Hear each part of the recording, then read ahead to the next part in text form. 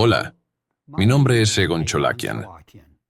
En este preciso instante, mientras usted mira la pantalla y escucha este video, la única fuerza que mantiene la vida en su cuerpo es una corriente eléctrica ordenada.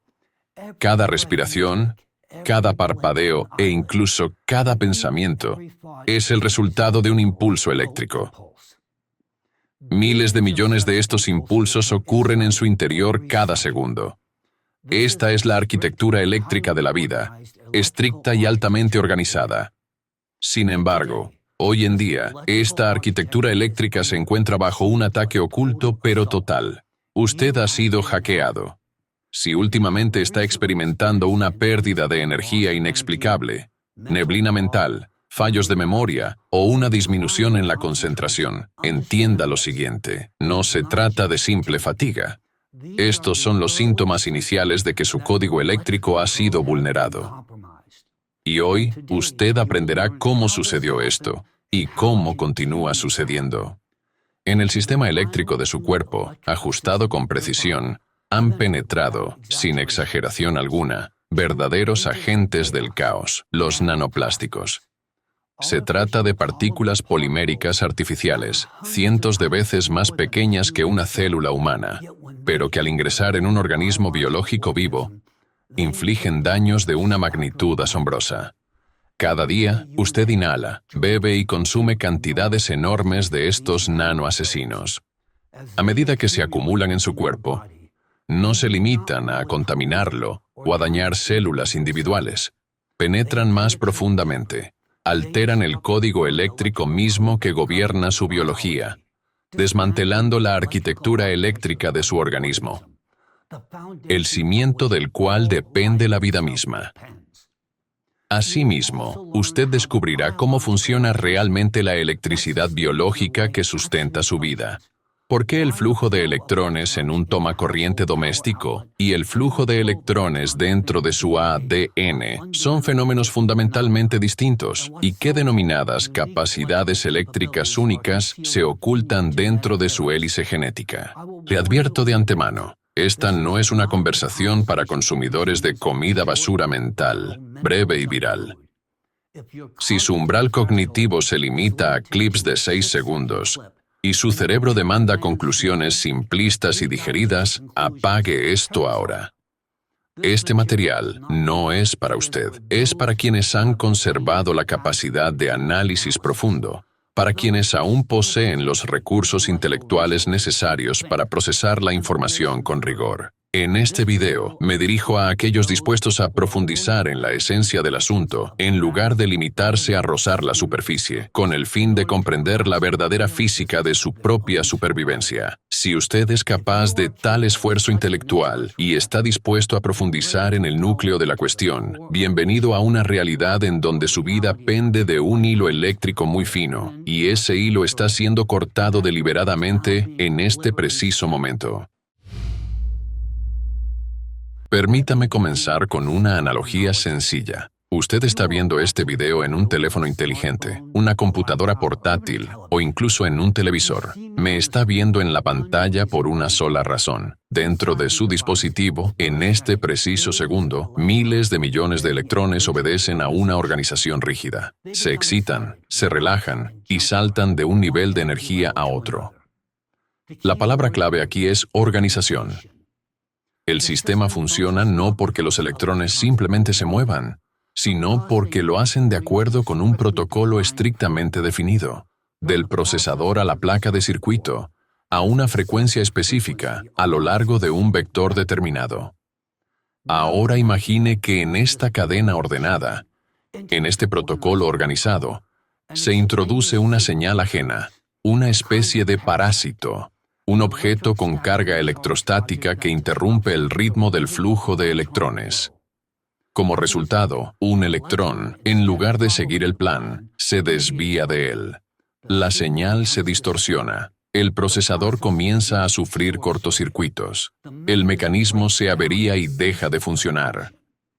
Su cuerpo es, en esencia, el mismo tipo de mecanismo. Todos los procesos en su interior están regulados, asimismo, exclusivamente por un flujo ordenado de electrones. La división celular, la catálisis enzimática, la síntesis de proteínas, cada contracción del miocardio y cada impulso neuronal.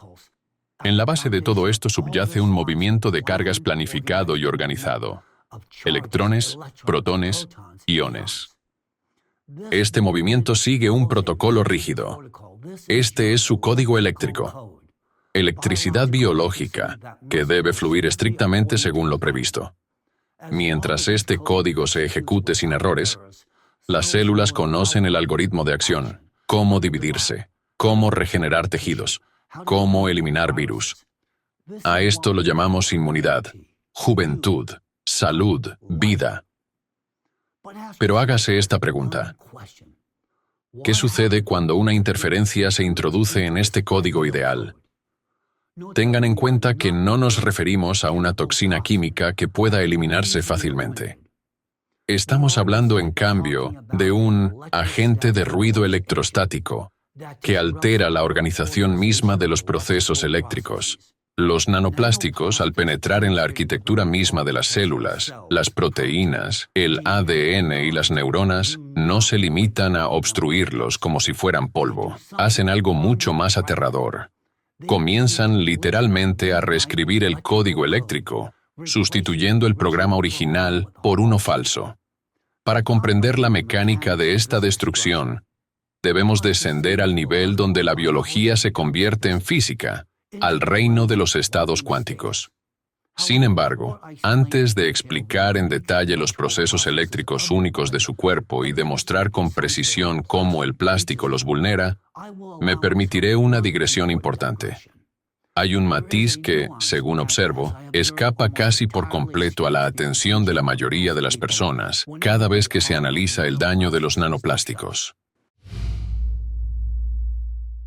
Insisto en que primero asimile un hecho fundamental. Su cuerpo no sabe qué hacer con los nanoplásticos. Escuche esto de nuevo. Su cuerpo no sabe qué hacer con los nanoplásticos. No tiene ni idea. El organismo simplemente carece de cualquier protocolo evolutivo para interactuar con este agente. Piénselo detenidamente. La biología humana se perfeccionó a lo largo de miles de millones de años. Durante ese tiempo, nos enfrentamos al polvo, la arena, los subproductos de la combustión y los metales pesados, liberados durante las erupciones volcánicas. Sin embargo, todos ellos eran compuestos naturales. El organismo aprendió a reconocerlos, a aislarlos y eliminarlos. El sistema inmunitario dedicó milenios a codificar instrucciones de defensa. Pero en el siglo XX, a la humanidad se le ocurrió una idea brillante: sintetizar algo que nunca había existido en la biosfera. Creamos polímeros moleculares artificiales. Esto significa que, en los más de 4.500 millones de años de historia de la Tierra, este material simplemente no existía. Y ahora, este material absolutamente extraño, el plástico, se degrada en nanopartículas y entra en su cuerpo. Penetra en el torrente sanguíneo, llega a los órganos internos, atraviesa la barrera hematoencefálica y se acumula en el cerebro. Y su cuerpo, literalmente, no sabe qué hacer con él. Ni una sola enzima, ni un solo receptor está adaptado para descomponer esta sustancia sintética. ¿Cómo logran los nanoplásticos superar las barreras protectoras más poderosas del cuerpo? Una vez dentro del organismo, forma inmediatamente lo que se conoce como corona de proteínas. Se trata de una capa densa compuesta por proteínas y lípidos de su propia sangre, que envuelve completamente la partícula. Bajo la protección de esta capa, el nanoplástico lleva a cabo una infiltración encubierta, como un caballo de Troya. Pasa a través de las membranas, supera la barrera hematoencefálica y se sitúa en lo profundo de las estructuras celulares. Y es solo allí, dentro del entorno citoplasmático, donde su disfraz se desvanece. La corona se degrada, exponiendo la verdadera esencia electrostáticamente activa de los nanoplásticos. En la superficie de una nanopartícula de plástico sobresalen fragmentos de numerosas cadenas de polímeros sintéticos, las cuales también tienen carga electrostática y con las que el cuerpo no tiene idea de cómo interactuar. Es precisamente esta laxitud, la complejidad de su superficie y su distintiva carga electrostática, lo que lo hace tan insidioso para una célula viva, la cual intenta interactuar con él como un objeto único, pero en su lugar encuentra una matriz caótica de grupos químicos y propiedades físicas. Para su sistema inmunitario, los nanoplásticos son, por así decirlo, unos alienígenas que se hacen pasar por algo familiar hasta que comienza su sabotaje. Y ese sabotaje consiste en el hecho de que los nanoplásticos reescriben eficazmente las reglas internas que gobiernan su sistema biológico, obligando al organismo a funcionar en contradicción con su diseño original y forzando a todos los elementos clave del cuerpo, células, proteínas y ácidos, a comportarse de manera distinta, no como la naturaleza dispuso. A continuación, ilustraré este proceso con ejemplos concretos. La bioelectricidad que sustenta la vida en su cuerpo puede dividirse de manera condicional en 3 niveles. Los nanoplásticos vulneran el código eléctrico en cada uno de ellos. El primer nivel es el transporte de iones. Esta es la capa externa del código eléctrico. Los potenciales de membrana, así como los canales de sodio y potasio. La naturaleza ha prescrito aquí un algoritmo estricto. Las puertas de estos canales se abren y se cierran únicamente en respuesta a una señal específica. ¿Cómo exactamente los nanoplásticos interrumpen el impulso eléctrico de su vida en este nivel? Quedó vívidamente demostrado en el documental Nanoplásticos, una amenaza para la vida. El mecanismo es el siguiente. Una nanopartícula de plástico, con carga electrostática, al aproximarse a una neurona, deforma físicamente la arquitectura misma de los canales iónicos con su campo eléctrico. En otras palabras, daña literalmente las puertas, a través de las cuales se mueven las cargas. Dichas compuertas, diseñadas para proteger la célula, dejan de responder a su señal natural y comienzan a comportarse de forma caótica, o bien quedan bloqueadas y cerradas, o bien se abren de par en par. Como resultado, el flujo ordenado de iones se convierte en una corriente de aire caótica. La señal se distorsiona y el código de transmisión de datos en el cerebro comienza a colapsar. Es precisamente a partir de tales alteraciones donde se originan diversos procesos degenerativos, incluyendo la neurodegeneración, la enfermedad de Alzheimer y la enfermedad de Parkinson. Avancemos un nivel más hacia las profundidades. El segundo nivel es el transporte de electrones, y el escenario central en este proceso es la mitocondria. En este nivel, los nanoplásticos atacan los procesos eléctricos clave que ocurren en su interior. Permítame recordarle que la mitocondria es un componente interno de su célula. Su función principal es la producción de energía. ¿Qué constituye la energía para una célula? Se trata de un tipo específico de molécula que se produce primordialmente dentro de las mitocondrias y que luego es consumida por todas las demás partes de la célula para sustentar su funcionamiento. Esta molécula se denomina adenosintrifosfato, o ATP por sus siglas. El ATP es el alimento específico, el combustible universal que todos los componentes de su organismo utilizan para mantener la vida. Sin ATP, una célula se detiene por completo. La mitocondria produce este combustible a través de la electricidad biológica. El proceso es complejo, pero su esencia se reduce a una transferencia de electrones extremadamente precisa.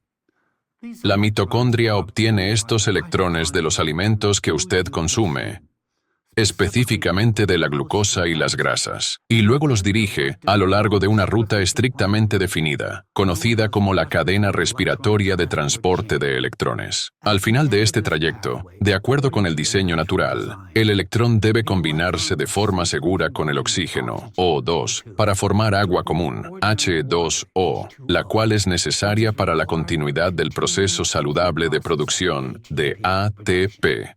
Pero, ¿qué sucede cuando los nanoplásticos interfieren? Se ha establecido experimentalmente que las nanopartículas de plástico, en virtud de su carga electrostática, Al ingresar en la mitocondria, literalmente desvían a los electrones de su trayectoria programada dentro de esta cadena, y un electrón que ha sido forzado a salirse de su curso reacciona con el oxígeno de manera incorrecta y prematura. Como resultado, en lugar de formar agua segura, H2O, necesaria para el ciclo que produce la beneficiosa molécula de ATP, se genera una forma agresiva de oxígeno, O2-, el radical superóxido. En otras palabras, no solo se detiene el proceso de producción de ATP, sino que, como subproducto, emerge una forma de oxígeno extremadamente peligrosa, el O2-. Se trata de una molécula con un electrón desapareado, que busca agresivamente algo a lo que unirse, y al hacerlo, comienza a arrancar electrones de las estructuras circundantes. En consecuencia, las daña, destruyendo literalmente todo a su paso: el ADN, las proteínas y las membranas celulares. En la ciencia, este destructor, el O2-, se conoce como radical libre, y el proceso destructivo en sí se denomina estrés oxidativo. El estrés oxidativo es, probablemente, uno de los términos más comunes que usted habrá encontrado si ha leído descripciones sobre el daño que los nanoplásticos infligen a los organismos vivos. Ahora comprende lo que este término significa en realidad.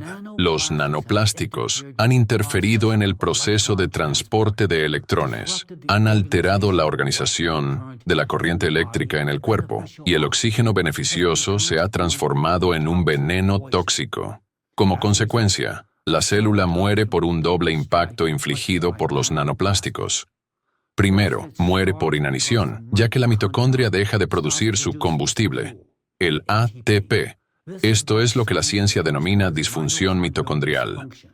Segundo, la célula se inflama debido a una intoxicación interna, el estrés oxidativo provocado por los radicales libres de O2-, y la posterior cascada de reacciones oxidativas peligrosas.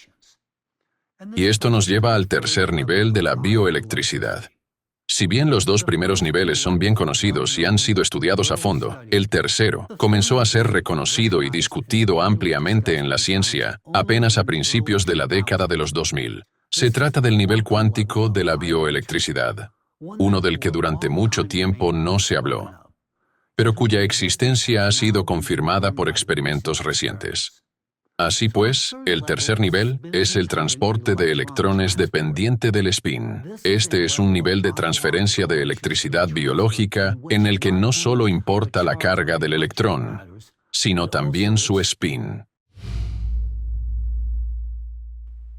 Llegados a este punto, durante unos minutos, necesitaremos alejarnos ligeramente del tema de los nanoplásticos. Esto es necesario para que pueda explicarles un aspecto único y fundamental de la naturaleza de la electricidad que reside en su interior. Creo que quienes vieron mi intervención anterior notaron que mencioné este tema allí, a saber, el papel especial del spin del electrón en la bioelectricidad. Recibí muchas cartas con preguntas sobre este aspecto. Pues bien, espero que después de esta explicación tengan aún más preguntas. Y ese sería el resultado correcto. Porque la existencia de preguntas es señal de una sed activa de indagación, y donde existe tal sed, las respuestas nunca están lejos del horizonte. Así pues, respecto al spin, muchas personas están acostumbradas a pensar que la electricidad es simplemente el movimiento de cargas, positivo y negativo. Este es el nivel de los currículos escolares, suficiente para hacer que una tostadora funcione, pero no para comprender la vida. Un electrón posee otra propiedad, mucho más sutil, el spin. ¿Qué es el spin? O más precisamente, ¿cómo define la ciencia actual qué es el spin? En términos simplificados, el spin puede entenderse como la orientación cuántica de un electrón. En cualquier momento dado, tiene spin arriba o spin abajo. No existe una tercera opción. Es importante entender que un electrón real no está girando físicamente sobre sí mismo en ninguna parte. Sin embargo, posee estos dos grados de libertad, spin arriba y spin abajo. Y estos estados de spin están directamente relacionados con los campos magnéticos. Pero ese es un tema aparte. En una corriente eléctrica que fluye a través de conductores ordinarios. Por ejemplo, en los cables de su cargador, en las baterías, en su computadora o teléfono inteligente. Los espines de los electrones están distribuidos al 50%. La mitad de los electrones tienen spin arriba y la otra mitad, spin abajo.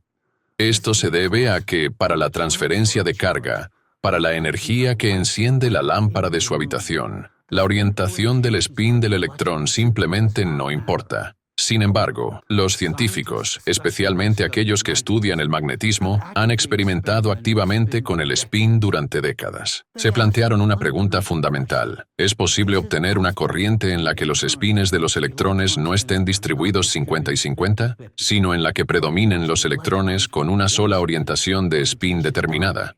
Por ejemplo, una corriente en la que fluyan predominantemente electrones con spin arriba. ¿Y qué propiedades tendría una corriente de ese tipo?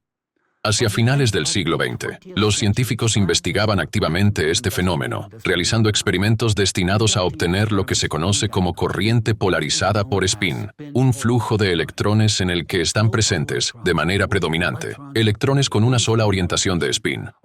No obstante, para lograr este efecto esencialmente cuántico, los investigadores requerían condiciones extremadamente específicas, temperaturas ultrabajas, campos magnéticos externos, materiales ferromagnéticos y un entorno cuidadosamente aislado. Se creía que el estado cuántico del spin era tan frágil que mantener su orden solo era posible bajo condiciones de laboratorio rígidamente controladas. Como resultado, la corriente polarizada por spin fue considerada durante mucho tiempo como una curiosidad tecnológica. Por ello, la comunidad científica se asombró cuando, a principios de la década de los 2000, quedó plenamente de manifiesto que aquello que los investigadores habían intentado crear en los laboratorios durante décadas ya había existido en la naturaleza durante miles de millones de años. Resultó que en la Tierra existe un sistema molecular natural capaz de generar una corriente polarizada por spin directamente en un entorno líquido, a temperatura ambiente, y sin necesidad de imanes ni temperaturas extremadamente bajas. Es más, esto no es una excepción poco común. Existen billones de estos sistemas dentro de cada uno de nosotros. Resultaron ser las moléculas fundamentales de la vida misma, el ADN, las proteínas y los aminoácidos. Sin embargo, estas moléculas no son del todo ordinarias, son quirales. Se ha establecido experimentalmente que las moléculas quirales funcionan como filtros de spin. Cuando electrones con diferentes orientaciones de spin pasan a través de ellas, dichas moléculas transmiten selectivamente algunos electrones, mientras dispersan otros. Por ejemplo, una molécula puede transmitir electrones con un spin condicional, arriba, y dispersar electrones con un spin, abajo. Como resultado, se forma una corriente polarizada por spin a la salida. Y resulta que esto surge de forma natural dentro de las moléculas quirales de los sistemas vivos. Este fenómeno supuso un hito, y en 2011, recibió el nombre de efecto de selectividad de spin inducida por la quiralidad, o efecto cis, y es una propiedad única específicamente de las moléculas quirales. ¿Qué es una molécula quiral? Una molécula quiral es aquella que posee una forma diestra y una forma zurda. La palabra quiral proviene del término griego chair, que significa mano. Los seres humanos tenemos una mano derecha y una mano izquierda. Se parecen y son imágenes especulares la una de la otra, pero son diferentes. Lo mismo ocurre con una molécula quiral. Sus variantes diestra y zurda son imágenes especulares entre sí, lo que significa que su composición atómica es idéntica y su fórmula química es la misma, pero su disposición espacial tridimensional difiere. Como resultado, la versión diestra de dicha molécula posee propiedades distintas a las de su contraparte zurda. Pensemos, por ejemplo, en un automóvil. La puerta izquierda es una imagen especular de la puerta derecha, pero no puede instalarse en la abertura diseñada para la derecha. Los componentes parecen iguales, pero su funcionalidad depende de la geometría. En química, el principio es exactamente el mismo. Una geometría distinta produce un efecto completamente diferente. La base de la vida en la Tierra es homoquiral. Esto significa que los sistemas vivos en nuestro planeta están construidos a partir de moléculas de un solo tipo especular. Las proteínas se construyen a partir de aminoácidos de una sola lateralidad. Los azúcares en el ADN son igualmente de un solo tipo, y la molécula de ADN en sí misma suele estar retorcida exclusivamente en sentido diestro. En principio, las variantes especulares de tales moléculas son posibles, pero en la biología ordinaria casi nunca se encuentran o aparecen solo en casos raros y excepcionales. En este sentido, se puede decir que somos una civilización diestra a nivel molecular. Y resulta que esto no es solo una característica geométrica. El efecto cis demuestra que precisamente tales moléculas quirales son capaces de seleccionar electrones basándose en su estado cuántico, su spin. ¿Por qué ocurre esto? ¿Por qué las moléculas quirales dentro de nuestro cuerpo son capaces de generar una corriente polarizada por spin, es decir, una corriente en la que predominan electrones con una sola orientación de spin? Actualmente, esto sigue siendo un misterio para la ciencia. Numerosas teorías intentan explicar este fenómeno, incluyendo la teoría del bloqueo de spin, la teoría del filtrado orbital, el refuerzo de interfaz y el papel de la disipación y los procesos de no equilibrio, entre otras. Sin embargo, ninguna de ellas puede explicar plenamente los datos experimentales. ¿Por qué?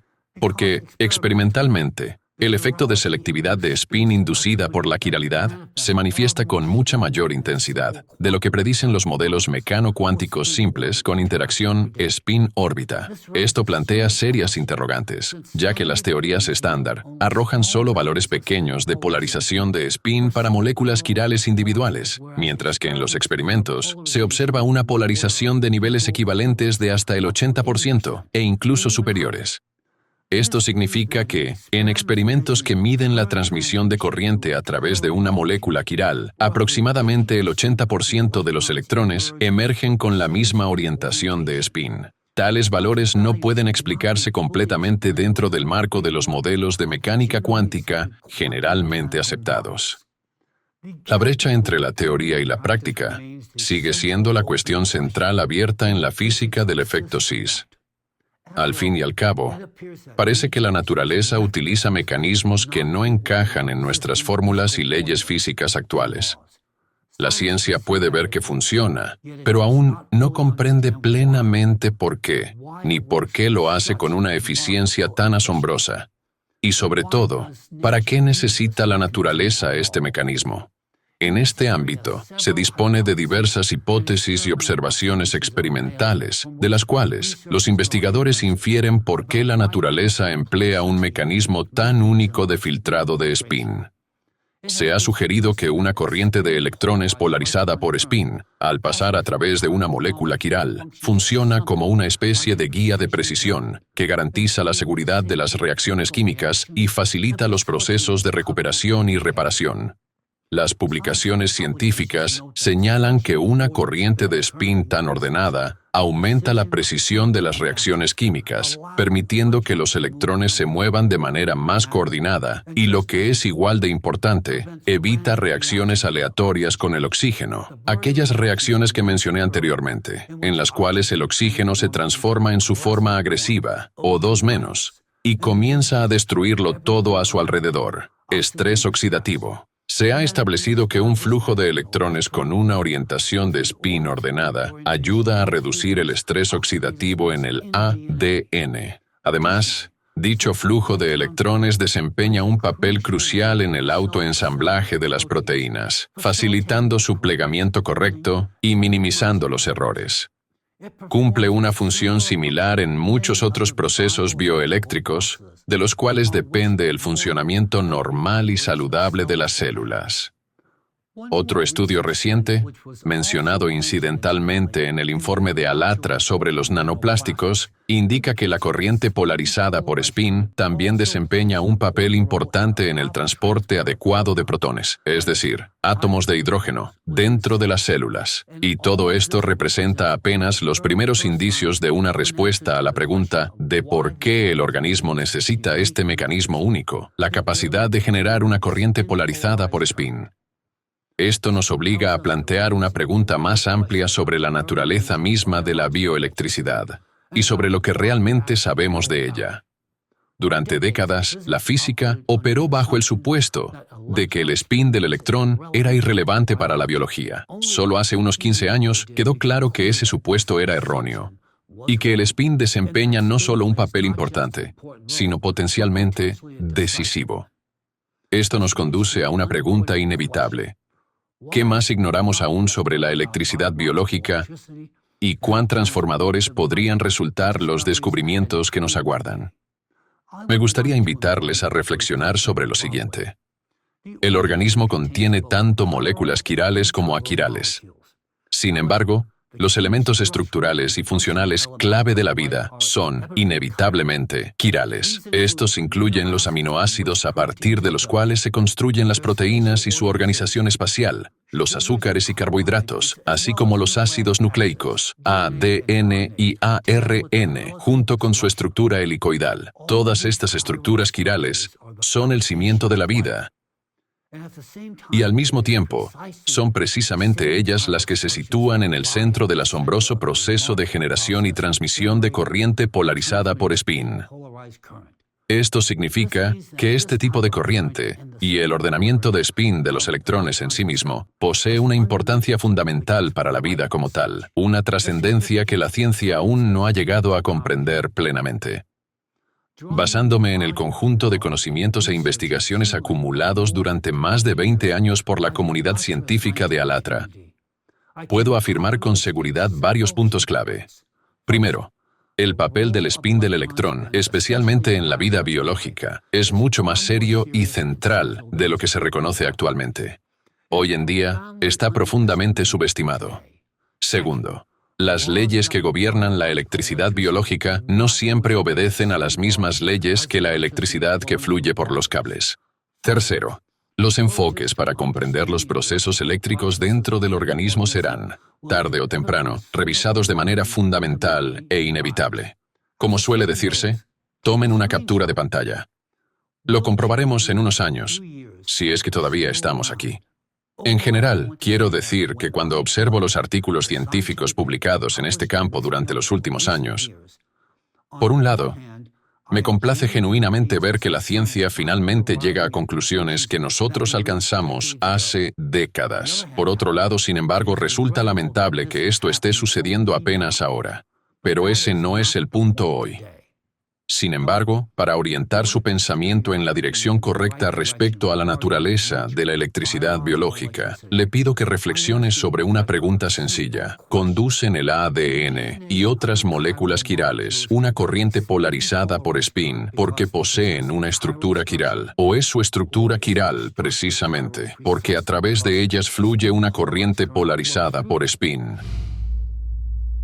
Así pues, tras esta breve incursión en la naturaleza de la bioelectricidad, regresemos ahora a los nanoplásticos.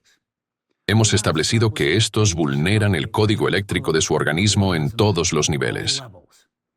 Hemos analizado los fallos a nivel de los canales iónicos y a nivel del transporte de electrones dentro de las mitocondrias.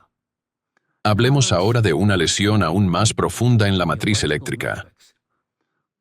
¿Qué daños específicos infligidos por los nanoplásticos en las células y sus componentes provocan la ruptura del proceso más sutil y vitalmente importante? La formación y transmisión de la corriente polarizada por spin. Como ya habrán comprendido, tal corriente surge en moléculas que poseen una estructura quiral, y los nanoplásticos deforman deliberadamente dicha estructura. Explicaré cómo ocurre esto utilizando las proteínas como ejemplo. Este mecanismo también se describe detalladamente en numerosos estudios científicos. En biología, una proteína funciona solo cuando está plegada correctamente. Su forma es el cimiento de su función. Para muchas proteínas, esta forma funcional es la alfa-hélice, una estructura estable que se mantiene cohesionada gracias a un sistema de enlaces de hidrógeno. ¿Qué sucede cuando una partícula de nanoplástico aparece en las inmediaciones? Los nanoplásticos alteran la estructura secundaria de la proteína. La superficie de una nanopartícula de plástico tiene carga electrostática y es químicamente activa. Cuando una proteína entra en contacto con esta superficie, surgen de inmediato interacciones electrostáticas y puentes de hidrógeno entre ellas. Y aquí llegamos a un momento crítico. Los nanoplásticos comienzan a interceptar los enlaces de hidrógeno que previamente mantenían a la proteína en su forma correcta. Para la proteína, esto plantea una elección entre dos opciones. O bien mantener su compleja estructura alfa, que requiere un alto consumo de energía, o adherirse a la superficie de los nanoplásticos, donde la energía total del sistema disminuye.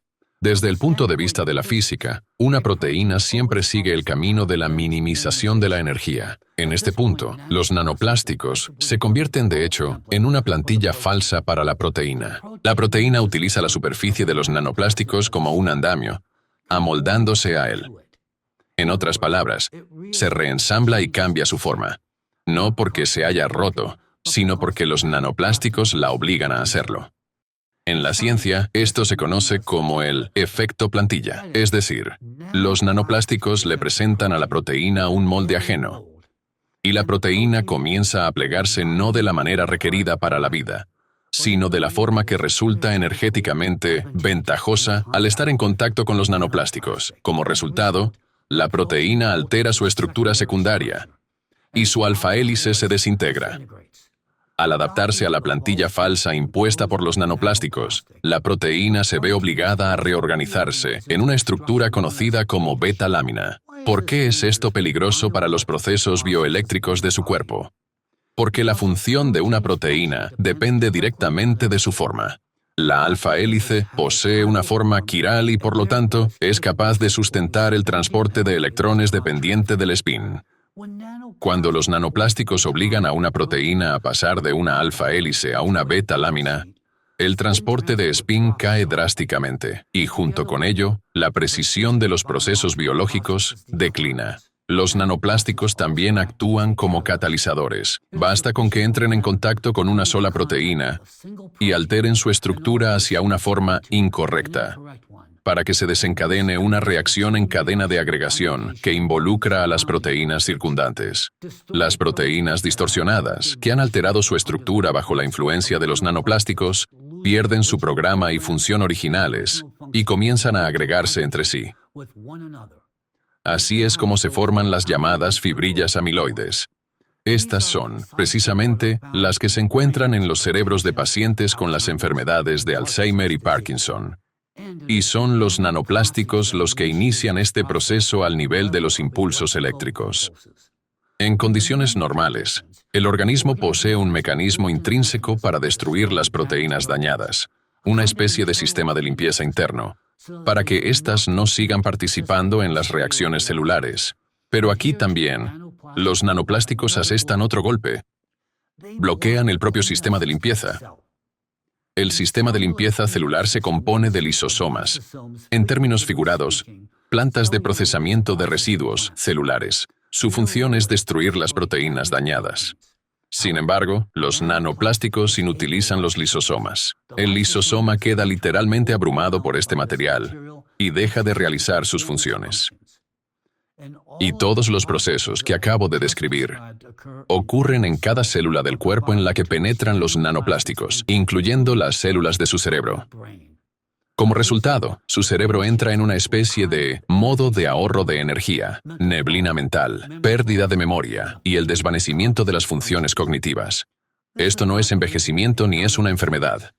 Es el resultado de que su cableado biológico, por así decirlo, está obstruido por el ruido electrostático. Nanoplásticos que han reescrito la forma de sus proteínas. Hemos creado un material que impone sus reglas inertes sobre la materia viva. Y ahora estamos cosechando las consecuencias de esta interacción. En esta etapa, usted ya comprende que los nanoplásticos son capaces de alterar la estructura secundaria de las proteínas, destruyendo así su orden eléctrico y de spin. Bajo el mismo principio, también afectan al ADN. Los estudios demuestran que los nanoplásticos pueden distorsionar regiones individuales del ADN y alterar su estructura general, incrustándose literalmente en la espiral helicoidal. Además, los nanoplásticos son capaces de desestabilizar parcial o incluso totalmente la organización helicoidal del ADN. Esto conduce inevitablemente a fallos graves en el transporte de electrones y en el transporte polarizado por spin, los cuales desempeñan un papel clave en la estabilidad del genoma y en los procesos de reparación. En otras palabras, los nanoplásticos golpean directamente los mecanismos eléctricos fundamentales de la vida. No a través de una sola vía, sino a través de todas ellas simultáneamente. Es precisamente por esto que su influencia tiene consecuencias a largo plazo para la salud. Recientemente se ha documentado un mecanismo sumamente ilustrativo de la interacción de los nanoplásticos con el ADN en el cerebro. Me gustaría detenerme en este ejemplo con particular detalle. Aunque se trata de un estudio de laboratorio, la extrapolación de sus resultados a los procesos que ocurren en el cerebro humano real demuestra claramente lo que sucede cuando los nanoplásticos vulneran el código eléctrico de su cerebro. En tal estado, el cerebro, literalmente, comienza a perder el control. En nuestro sistema eléctrico, existe todavía otro nivel de defensa que los nanoplásticos logran burlar. Esto concierne al ADN y a la manera en que el cerebro responde a su daño. Lo ilustraré utilizando un estudio reciente realizado con organoides cerebrales humanos. Organoides de cerebro completo. Se trata de mini modelos del cerebro en desarrollo que se asemejan estrechamente a la biología humana real. ¿Qué observaron los científicos? Las partículas de nanoplástico utilizadas en este estudio, con un tamaño de 50 nanómetros, penetran en el núcleo celular y desencadenan estrés oxidativo. Este estrés es tan intenso que provoca rupturas físicas en la hélice del ADN. Estas se conocen como rupturas de doble cadena. Y es aquí donde comienza la fase más peligrosa. Dentro de sus células existe un sensor llamado receptor TLR9, también conocido como receptor tipo TOL9. En condiciones normales, este sensor existe para reconocer el ADN de virus y bacterias. Es un sistema de detección de lo propio frente a lo extraño. Pero cuando los nanoplásticos desgarran su propio ADN, los fragmentos de esta hélice dañada terminan donde no deberían estar. El receptor TLR9 detecta estos fragmentos y comete un error fatal. Interpreta su propio ADN dañado como una invasión viral. El sistema de defensa se sale de control. Se activa una falsa alarma. El cerebro comienza a atacarse a sí mismo. Se desarrolla una neuroinflamación grave. Se liberan citocinas que, literalmente, hacen hervir el tejido cerebral. Pero esto no es el final. Esta falsa señal conduce a un fenómeno que los científicos denominan excitotoxicidad. Recuerde este término. Significa muerte por sobreexcitación. En términos sencillos, sus neuronas comienzan a recibir una orden constante de disparo. Se sobreestimulan tanto que, literalmente, se consumen debido a la sobrecarga eléctrica. Aquí, los nanoplásticos actúan como un saboteador que no solo vuela los cimientos, el ADN, sino que también hackea el sistema de alarma, el TLR9, obligando a los guardias a disparar contra los suyos. Como consecuencia, la estructura de las conexiones neuronales se desintegra, las capas de la corteza cerebral se deforman, las capacidades cognitivas declinan y surge una actividad cerebral epileptiforme. Espero que ahora comprenda con mayor claridad que los nanoplásticos no son meros desechos en el cuerpo. Son un agente extraño, un saboteador que obliga a su propio sistema inmunitario a destruir su cerebro bajo la ilusión de que lo está protegiendo de un virus. Y todo esto es el resultado de un material tosco e inerte que interfiere con el ajuste eléctrico más delicado de la vida en su interior. Un material para el cual la evolución no dispone de ningún protocolo defensivo. He proporcionado solo algunos ejemplos que ilustran cómo los nanoplásticos, en diferentes niveles, distorsionan y finalmente destruyen el orden bioeléctrico de su organismo. Si lo desea, puede encontrar fácilmente decenas o incluso cientos de confirmaciones adicionales. Hoy en día, se publica un número cada vez mayor de artículos científicos sobre este tema, prácticamente a diario, particularmente en China. Sería de esperar, por supuesto, que otros centros científicos, incluidos los de Estados Unidos, no se quedaran al margen, ya que este campo encierra el potencial para descubrimientos de gran magnitud y consecuencias graves a escala global. Pero ese no es nuestro enfoque hoy. Mi objetivo era distinto: transmitir cómo los nanoplásticos hackean el código eléctrico de su vida, alterando su impulso mismo. Ahora que usted tiene la visión completa, desde la hélice proteica rota hasta el sistema inmunitario del cerebro engañado, la conclusión resulta obvia. Los nanoplásticos no causan un fallo aislado. Desbaratan la lógica y la organización misma de los procesos eléctricos en su cuerpo. Intervienen no donde el organismo puede compensar fácilmente el daño, sino precisamente allí donde se forman las reglas fundamentales que gobiernan el sistema.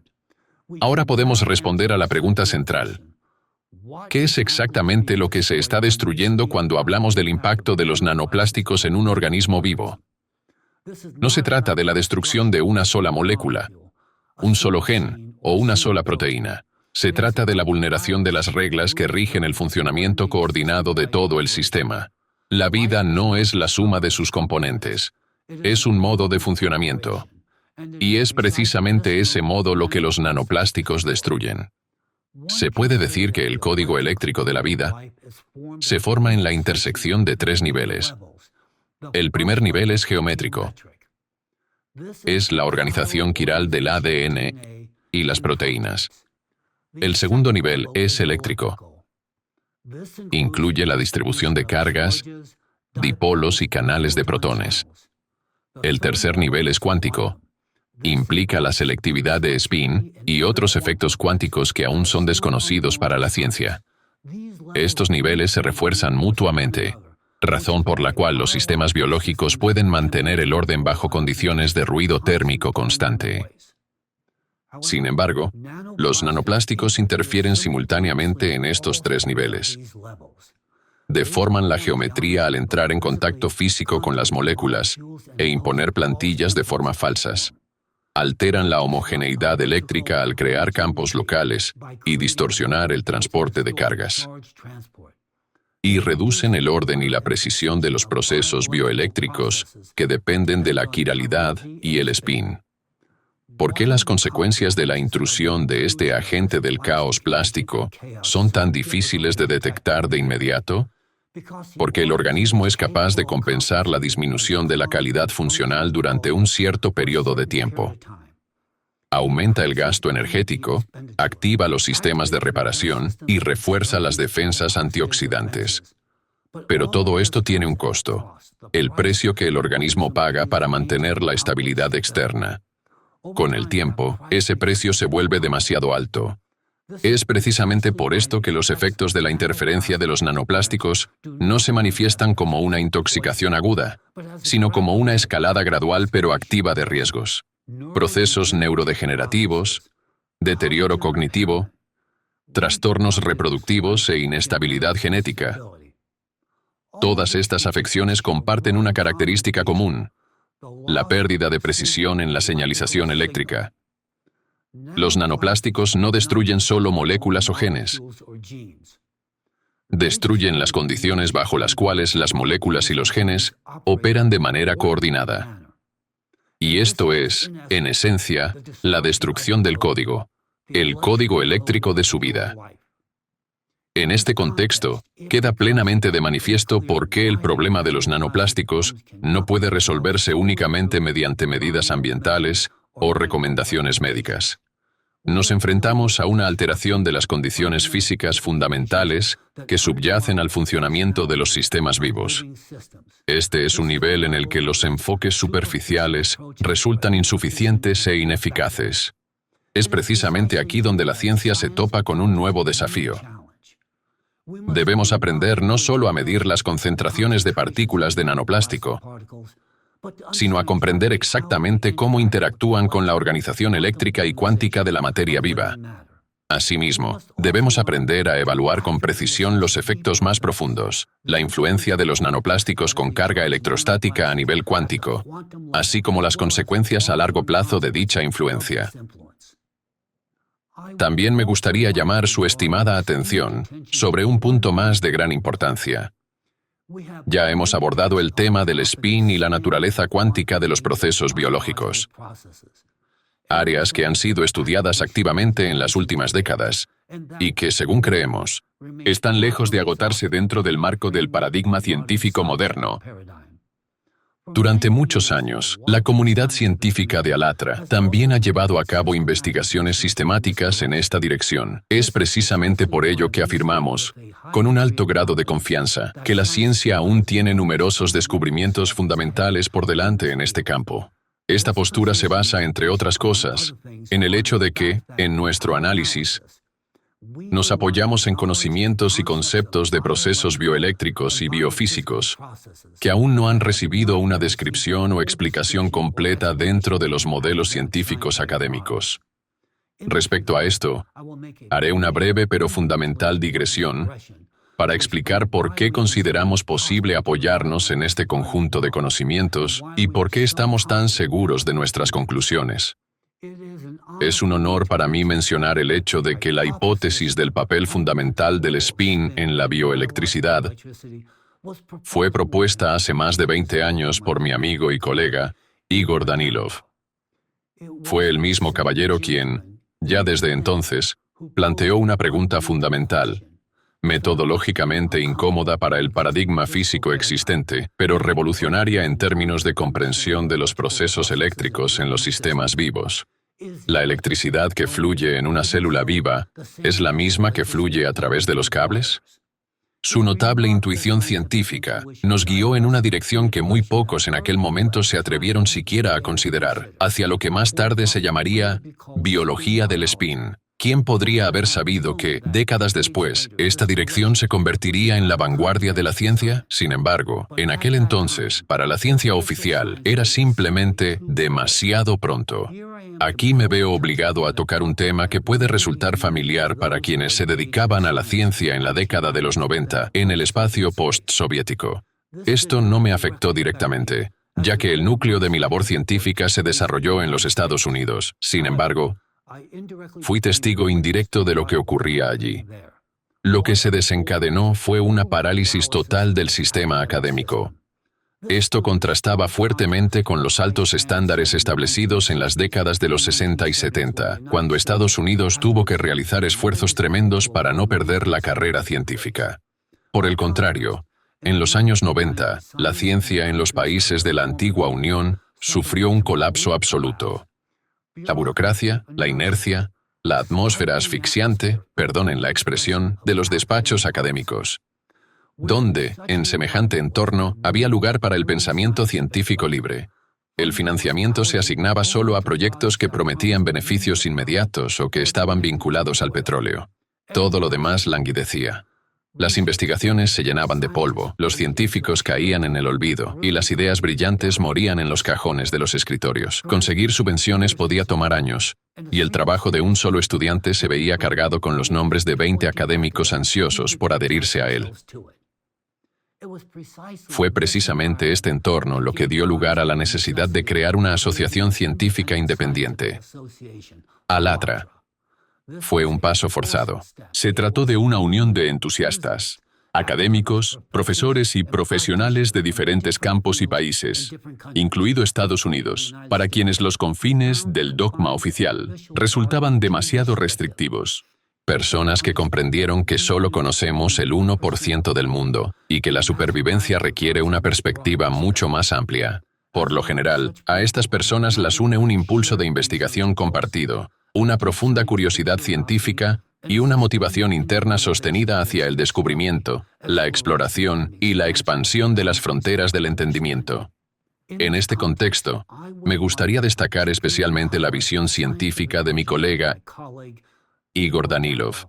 cuya intuición investigadora demostró en repetidas ocasiones estar por delante de los marcos teóricos disponibles en su momento. Esto se aplica por igual a las cuestiones relacionadas con el papel del spin electrónico en los procesos biológicos, al problema del daño causado por los nanoplásticos con carga electrostática y a la crisis geodinámica. La comunidad científica de Alatra comenzó a comprender la magnitud total del peligro geodinámico que enfrenta nuestro planeta ya en 1995. No se trata de una amenaza para dentro de 1000 años, sino de una que se desarrolla en los años venideros.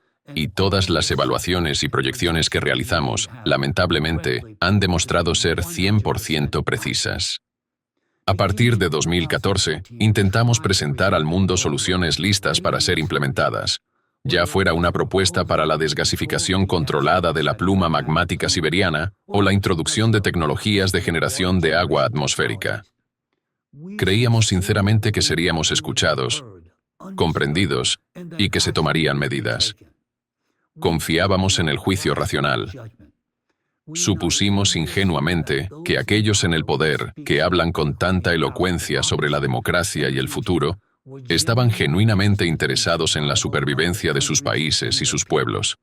Nos equivocamos. Resultó que, tras las palabras hermosas, no había más que vacío, solo negocios, solo dinero. Lo primero que calcularon fueron las pérdidas financieras, no las vidas humanas. El futuro de la humanidad no les concernía. Como resultado, no solo fuimos ignorados, nos enfrentamos a la persecución. Ese error nos costó tiempo. Pero ahora la situación ha cambiado. La amenaza actual, los nanoplásticos, ya no concierne únicamente a la macroeconomía y, por extensión, a la geopolítica. Les concierne a cada uno de ustedes personalmente. Está dentro de ustedes, ahora mismo. Y lo afirmo con responsabilidad. La química es impotente respecto a esto. No se puede disolver químicamente el plástico dentro de una célula sin matar a la propia célula. Esta es una cuestión de física. Específicamente, una cuestión de interacción a nivel cuántico. Los nanoplásticos son nanoasesinos que destruyen el plano mismo de la vida. Ese mismo código de spin, sobre cuya vulnerabilidad potencial fuimos advertidos hace más de 20 años. Y es precisamente porque, durante ese periodo, Igor Danilov nos situó en esta senda científica, definiendo la dirección de nuestra investigación, que hoy comprendemos dónde y cómo deben buscarse las respuestas. Esto nos ha permitido profundizar significativamente en nuestro entendimiento de la física que subyace a este proceso. Y es por eso que comprendemos que la respuesta para neutralizar el daño causado por los nanoplásticos se encuentra precisamente aquí, en el dominio de las interacciones cuánticas y la orientación del spin. Pero seré franco. Actualmente, el grupo de científicos de Alatra ya no posee los recursos que tuvo alguna vez. Ya no tenemos la capacidad de continuar con la investigación experimental o de laboratorio. Sin embargo, lo que ha permanecido con nosotros a través de años de persecución, agitación y pérdida es nuestra voz y nuestro conocimiento, y eso es algo que nadie nos puede arrebatar. Por lo tanto, hoy, junto con todas las personas racionales de este planeta, no nos cansaremos de defender, una y otra vez, nuestro derecho a la vida. Hoy, la humanidad debe finalmente ver la verdadera magnitud del problema de los nanoplásticos, reconocerlo plenamente y admitir que, si no se dirigen urgentemente todos los recursos científicos hacia su solución, pronto será demasiado tarde. Porque los nanoplásticos, esta presencia ajena, ya están, en este preciso momento, modificando y distorsionando no solo su código eléctrico, sino también el código eléctrico de los niños que aún están en el útero. Los nanoplásticos ya están anulando en ellos la función de pensar, la función de reproducirse, la función de vivir. Para evitar que estas funciones se extingan por completo, nosotros, como humanidad, estamos obligados a encontrar una solución lo más rápido posible. La tarea está formulada con absoluta claridad. Debemos encontrar la manera de privar al enemigo de su poder, de despojar a los nanoplásticos ya presentes dentro de nuestros cuerpos de su arma principal, la capacidad de retener una carga electrostática. Pero si permitimos que las barreras burocráticas y las ambiciones financieras personales de los poderosos le roben a la humanidad su futuro, entonces nosotros, las personas que vivimos hoy, corremos el riesgo de pasar a la historia como la última generación de humanos en este planeta que fue capaz de pensar con claridad y gozar de una salud relativa. Pero yo creo que nosotros, como humanidad, tenemos suficiente motivación para vivir, porque la vida es algo por lo que realmente merece la pena luchar.